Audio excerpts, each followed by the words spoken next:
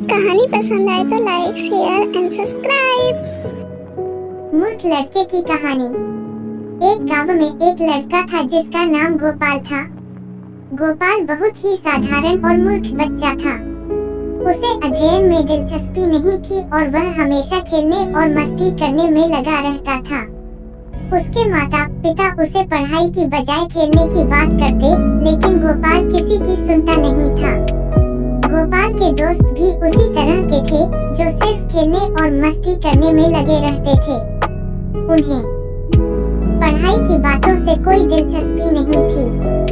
गोपाल के बाप ने उसे कई बार समझाने की कोशिश की, लेकिन उसकी बातें कभी भी उसके मन में नहीं गई।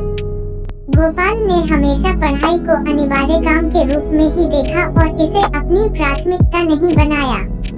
एक दिन गोपाल के बाप ने उससे कहा, गोपाल, तुम अब बड़े हो गए हो।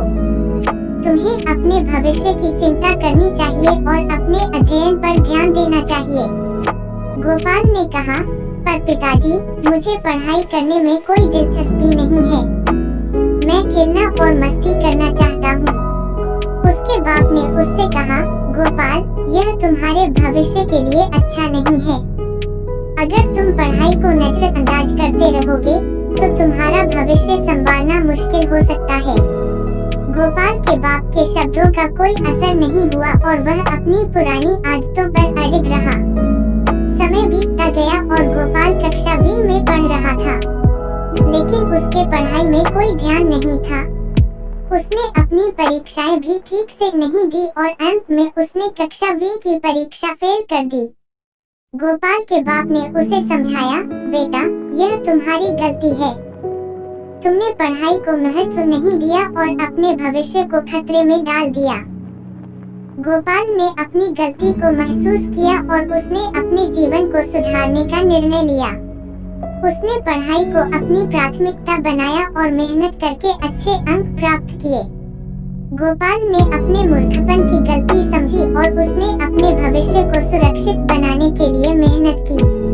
उसने अपने अध्ययन में पूरी मेहनत और लगन दिखाई, जिससे उसका भविष्य स्वर्णिम बना। इस कहानी से हमें यह सीखने को मिलता है कि जीवन में सफलता पाने के लिए हमें पढ़ाई को महत्व देना चाहिए और अपने लक्ष्यों की प्राप्ति के लिए मेहनत करनी चाहिए।